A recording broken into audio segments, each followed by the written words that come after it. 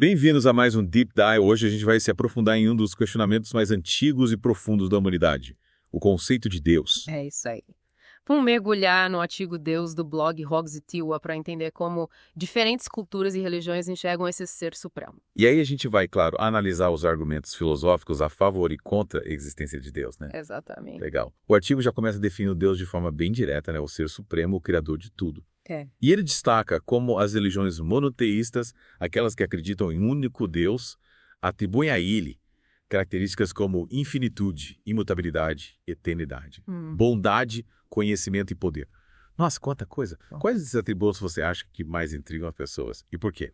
Olha, é interessante como essa ideia de um Deus único, com tantas características, né, grandiosas assim, desperta a curiosidade sobre a relação dele com o universo, né? Afinal, ele está além do nosso mundo, transcendente, mas também presente em tudo. Imanente. Essa dualidade é central em muitos debates teológicos. O artigo também compara essa visão com o politeísmo, onde vários deuses influenciam diferentes aspectos do universo. Ah, sim. Como no caso dos panteões grego e romano, com suas divindades e personalidades distintas. Isso. Mas, por enquanto, vamos focar no Deus único.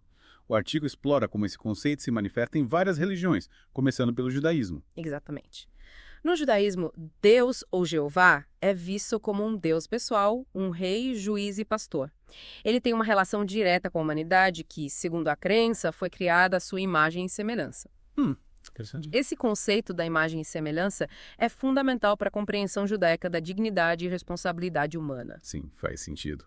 Em seguida, temos o cristianismo, que herdou o Deus hebraico, mas adicionou uma camada de complexidade, a Trindade. Trindade. Pai, Filho e Espírito Santo, três aspectos do mesmo ser divino. Me explica melhor. Por que a Trindade causou tanta controvérsia na época? A Trindade, gerou debates acalorados. A controvérsia do Filioque, por exemplo, dividiu as igrejas ocidental e oriental sobre a origem do Espírito Santo. Ele procedia apenas do Pai ou do Pai e do Filho. Essa discordância levou à separação entre a Igreja Católica Romana e a Igreja Ortodoxa Oriental, um cisma que persiste até hoje. Para entender melhor, pense. Em uma família, o filho é resultado de ambos os pais, ou apenas do pai. Essa era a essência do debate do Filioque. Nossa, parece um detalhe pequeno, mas teve grande impacto na estrutura de poder da igreja. E a coisa não fica mais simples quando chegamos ao islamismo, né? De fato, o islamismo enfatiza Allah como o único Deus verdadeiro, pessoal, transcendente e absolutamente único. Qualquer tentativa de representá-lo fisicamente, especialmente através de seres vivos, é estritamente proibida. O núcleo da fé islâmica se resume na declaração: não há Deus senão Allah e Maomé é seu profeta. Bem diferente. Então, temos esse Deus pessoal no judaísmo, cristianismo e islamismo. Mas e o hinduísmo? Como ele se encaixa? O hinduísmo apresenta uma perspectiva diferente. Ele propõe Brahma como uma realidade última, uma espécie de consciência cósmica que permeia tudo. Embora existam muitas divindades no hinduísmo, elas são vistas como manifestações dessa única realidade última, Brahma. A Trimurti, composta por Brahma, o criador, Vishnu, o preservador, e Shiva, o destruidor, representa a natureza cíclica da existência. Para os hindus, Brahma não é apenas um conceito distante, mas uma força presente na vida cotidiana. Então, mesmo com vários deuses, ainda existe essa unidade subjacente, essa realidade última da qual todos se originam. E o budismo, onde ele entra nessa história? O budismo segue um caminho um pouco diferente. Em vez de um Deus pessoal, o foco está na ordem cósmica impessoal, a lei de causa e efeito conhecida como karma. No entanto, vale mencionar que no budismo mahayana, principalmente na China e no Japão, o próprio Buda foi elevado a um status divino. Ou seja, mesmo em tradições que não enfatizam um Deus criador, ainda há o senso do sagrado, de algo que transcende nossa experiência cotidiana. É interessante como cada religião, cada cultura molda sua própria visão, né? Vimos como diferentes religiões lidam com a ideia de um poder superior. Mas o artigo também aborda o ceticismo, o materialismo, o ateísmo, filosofias que questionam a própria noção de Deus, não é? Com certeza. É fundamental reconhecer que a crença em Deus não é universal. Ao longo da história, indivíduos e movimentos questionaram ou rejeitaram completamente esse conceito. O que nos leva ao debate milenar, né? Existem argumentos sólidos a favor ou contra a existência de Deus. O artigo se aprofunda em alguns dos argumentos clássicos, começando pelas 5 provas de Santo Tomás de Aquino, que ainda são influentes. Sim, Aquino foi um teólogo brilhante que tentou provar a existência de Deus através da razão e da observação do mundo ao nosso redor. Suas 5 provas oferecem uma maneira estruturada de pensar sobre essa questão complexa. Então vamos explorá-las. Do que se trata a primeira via? A do primeiro motor? Imagine uma fileira de dominós. Para o último dominó cair, você precisa empurrar o primeiro. certo? Certo. Da mesma forma, Aquino argumentou que tudo em movimento deve ter sido colocado em movimento por algo anterior. Essa cadeia de motores não pode regredir infinitamente, então deve haver um primeiro motor imóvel, e esse, ele acreditava, é Deus. É como rastrear uma cadeia de eventos de volta à sua origem final. Entendi a ideia. E a segunda via, a da causa primeira. É semelhante à primeira via, mas em vez de movimento, foca na causação. Todo efeito deve ter uma causa, levando de volta uma causa primeira encausada novamente, Aquino identifica com Deus. Então, o universo não poderia ter simplesmente surgido do nada, aleatoriamente. Algo teve que causá-lo. Exatamente. E a terceira via, a da contingência e necessidade, como funciona? Da terceira via. As coisas no nosso mundo são contingentes, o que significa que elas poderiam ter sido diferentes ou nem mesmo existido. Mas essa contingência, argumentou Aquino, aponta para a necessidade de um ser cuja existência não seja contingente, um ser que deve existir e esse ser é Deus. Certo, essa é um pouco mais abstrata, mas acho que estou acompanhando. E o argumento da quarta via, a dos graus de perfeição. Pense em qualidades como bondade, beleza ou conhecimento. Vemos vários graus dessas qualidades no mundo. Aquino argumentou que isso implica um ser perfeito, um ser que possui essas qualidades em sua plenitude absoluta a Deus, o padrão final de perfeição. Então, nosso mundo imperfeito é um reflexo ainda que tênue desse ser perfeito. Faz sentido. E por último, mas não menos importante, o que é a quinta via, a do desígnio. Esse argumento se concentra na complexidade intrincada e no aparente desígnio do universo. Aquino, assim como um relojoeiro infere um relojoeiro a partir de um relógio, argumentou que essa ordem e desígnio apontam para um designer sábio e poderoso, Deus. Então ele está basicamente dizendo que o universo é complexo demais para ter acontecido por acaso. Mas e Immanuel Kant? Ele concordou com as provas de Aquino. Nem todos concordaram com as provas de Aquino. Immanuel Kant, por exemplo, figura importante da filosofia, rejeitou esses argumentos. Ele argumentava que as premissas sobre a natureza de Deus não podem ser comprovadas. Então qual era a posição de Kant sobre a questão de Deus? Ele acreditava em Deus. Kant acreditava que, embora não possamos provar definitivamente a existência de Deus através da pura razão, a crença em Deus é uma necessidade moral. Ela fornece uma base para nossos princípios éticos e dá significado às nossas ações. Para Kant, não se tratava de provas concretas, mas do papel da fé em nossas vidas e nossa bússola moral. É uma perspectiva interessante. Mas, no final das contas, onde tudo isso nos deixa? Qual a principal conclusão do artigo? O artigo conclui reconhecendo que a crença em Deus se resume à fé, uma experiência profundamente pessoal que vai além dos argumentos puramente lógicos. Acho que é essa a beleza e a complexidade de todo esse tema, né? É algo com que as pessoas se debatem há séculos e as respostas nem sempre são claras. Com certeza. É uma jornada de exploração e reflexão e não há uma resposta única para todos. E você, o que achou de tudo isso? O que mais te chamou a atenção até agora? Nossa, é fascinante como cada religião moldou sua própria compreensão de Deus, né? Do Deus pessoal de Abraão no judaísmo, cristianismo e islamismo ao Brahma. Mais abstrato e abrangente no hinduísmo. Uma diversidade enorme de pensamento e crença.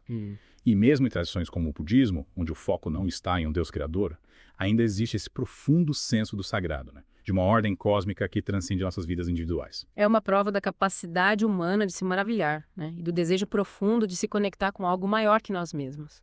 E você, o que achou dos argumentos a favor e contra a existência de Deus? As 5 provas de Aquino te pareceram convincentes. Mas aí Kant chegou e lançou uma nova luz sobre a questão. É verdade. As provas de Aquino, embora influentes, se baseiam em certas premissas sobre a natureza da realidade e da causalidade, né? Kant, por outro lado, argumentou que essas premissas em si não podem ser comprovadas definitivamente. Ficamos então com essa tensão intrigante entre razão e fé.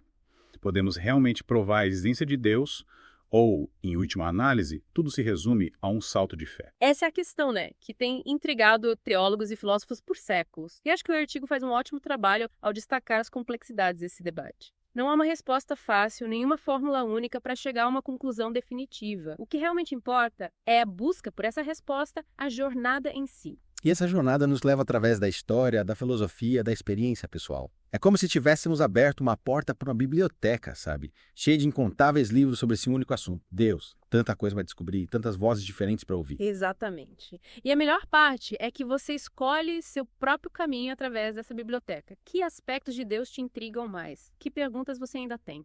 O que te faz querer continuar explorando esse tema? Sinceramente, fiquei bastante instigado pela questão da necessidade moral que Kant coloca.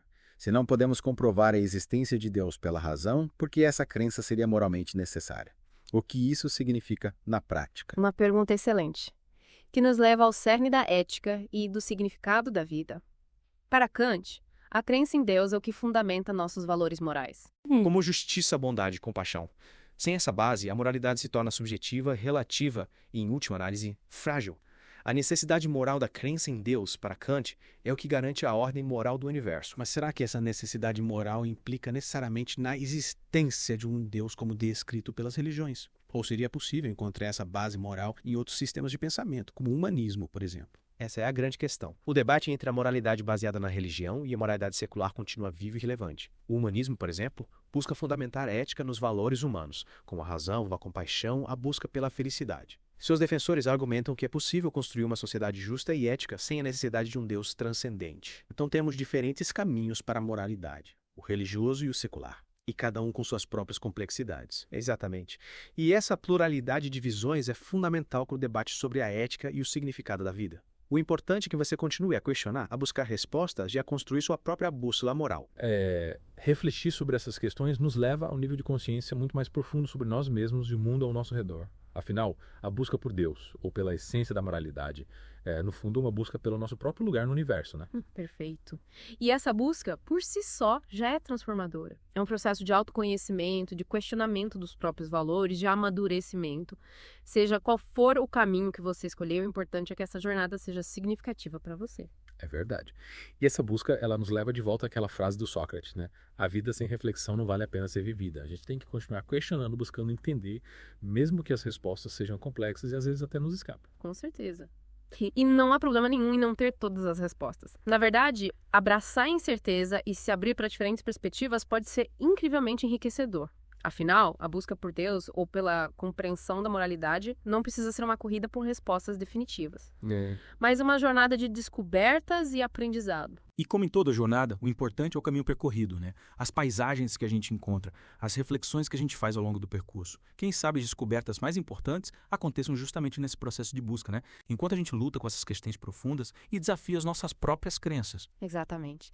E para você que nos acompanha nessa imersão no conceito de Deus, lembre-se, este Deep Dive é apenas um ponto de partida. Há incontáveis caminhos a explorar, incontáveis perspectivas a considerar.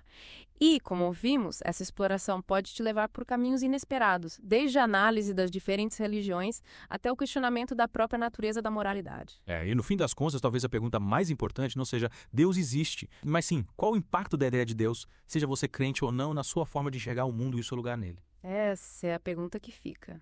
Uma pergunta que nos convida à autorreflexão, a reavaliar nossos valores e crenças e a buscar um significado mais profundo para a nossa existência. E quem sabe, essa reflexão te leve a uma nova jornada de descobertas e autoconhecimento. Então, continue se questionando, alimente a sua curiosidade e, acima de tudo, aproveite a jornada. E se você encontrar algum insight fascinante, algum argumento que te faça pensar, compartilhe com a gente. A gente está sempre pronto para um novo mergulho, um novo deep dive. Até a próxima! Continue explorando as profundezas do conhecimento, mantendo a mente engajada.